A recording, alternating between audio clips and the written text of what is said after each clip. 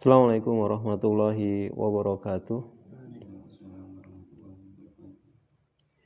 Alhamdulillah wassalatu wassalamu ala Rasulillah sallallahu alaihi wasallam wa ba'da. Ikhwan bidin rasyadakumullah. Alhamdulillah pada kesempatan di pagi hari ini kita bisa melanjutkan kajian kita. Ini sudah berada di pertengahan bulan Sya'ban. Artinya sebentar lagi insyaallah kita akan memasuki bulan Ramadan. Maka rasanya perlu untuk kita mereview kembali persiapan-persiapan apa yang sudah kita siapkan untuk menyambut tamu agung kita, yaitu bulan Ramadan. Tentu kita berharap dengan persiapan yang baik kita nanti bisa beribadah dengan maksimal di bulan Ramadan. Ikhwan fiddin, ada satu yang tidak boleh kita lupakan, yaitu bagaimana kita ini meluruskan kembali niat dan tujuan kita ketika kita beribadah di bulan Ramadan. Ketika kita melaksanakan ibadah siam, shaum, puasa di bulan Ramadan, tujuan kita harus jelas supaya nanti apa? Ketika kita keluar dari bulan Ramadan, ada pencapaian-pencapaian yang bisa kita raih. Ada bedanya antara kita saat ini sebelum masuk bulan Ramadan dengan nanti ketika kita berada di bulan Syawal atau selepas bulan Ramadan. Ini yang harus kemudian kita renungkan.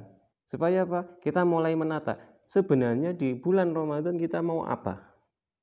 Setelah nanti selesai dari bulan Ramadan, lepas dari bulan Ramadan, kita ingin mendapatkan apa?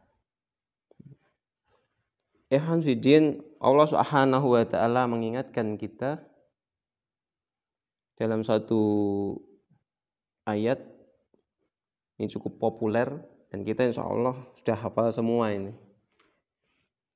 A'udzubillahi minasyaitonirrajim. Bismillahirrahmanirrahim. Ya ayyuhalladzina amanu kutiba alaikumusyamu kama kutiba alal ladzina min qablikum la'allakum tattaqun. Ayat ini populer, apalagi mendekati bulan-bulan Ramadan dan di bulan Ramadan. Banyak para penceramah menjelaskan, menjabarkan tentang ayat ini. Ini menjadi kunci bagi kita ketika kita mau sukses di bulan Ramadan. Apa? Tujuan. Allah menjelaskan dari tujuan ibadah puasa itu apa? Kenapa Allah mewajibkan orang beriman untuk beribadah puasa di bulan Ramadan? Bahkan sampai Allah mengingatkan bahwa kewajiban puasa ini juga telah ditetapkan oleh Allah bagi umat-umat terdahulu sebelum umat Islam. Kenapa? Allah punya tujuan. Allah ingin menyiapkan hamba, menyiapkan orang-orang yang beriman itu untuk apa? Untuk supaya mereka menjadi hamba yang bertakwa. Inilah tujuan yang harus kita pegang. Ketika kita ingin memasuki bulan Ramadan atau kita mau memasuki bulan Ramadan, jelas kita punya tujuan. Kita ingin melatih diri kita, mendidik jiwa kita supaya menjadi jiwa yang lebih bertakwa.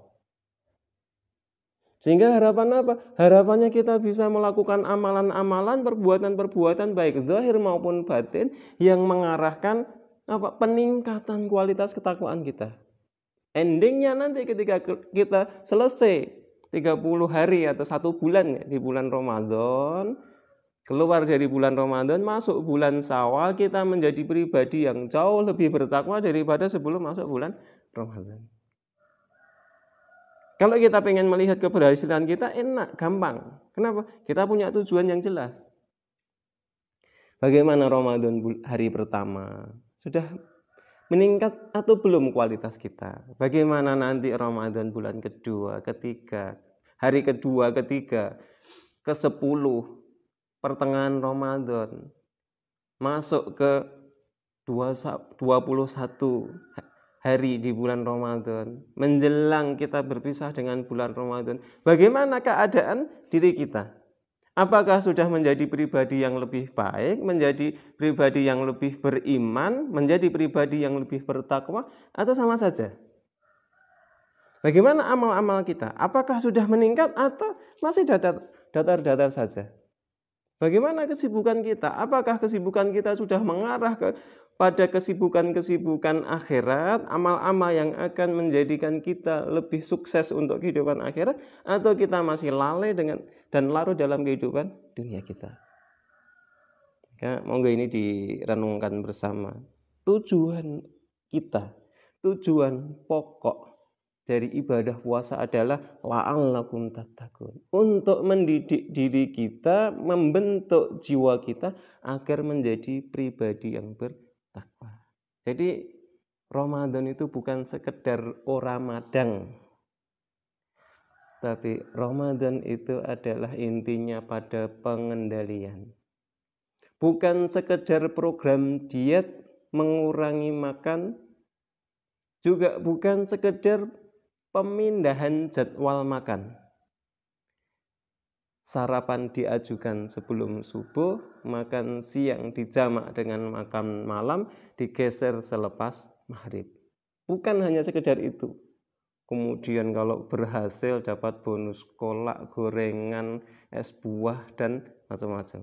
Bukan itu. Tapi bagaimana kita dididik untuk mengendalikan emosi kita, mengendalikan hawa nafsu kita, mengendalikan pikiran kita, supaya apa? Kita setiap mau melakukan satu pertimbangan kita adalah ridha Allah. Pertimbangan kita adalah apakah Allah ridha atau justru sebaliknya Allah murka dengan perbuatan kita. Hingga dengan perkara-perkara yang halal Allah cegah, Allah atur. Makanan halal boleh, tapi ketika kita berpuasa nanti kalau sudah berbuka. Apalagi mestinya perbuatan-perbuatan yang haram. Kalau yang halal saja kita mampu menolak, mampu menghindar, mestinya perbuatan yang haram kita harus jauh lebih mampu. Itu bentuk pendidikan ketakwaan. Semoga ini jadi renungan untuk kita bersama. Semakin kita sadar, ketika kita tahu dan memahami tujuan, semoga kita bisa lebih sungguh-sungguh untuk menggapainya. Wallahu a'lam bishawab. Assalamualaikum warahmatullahi wabarakatuh.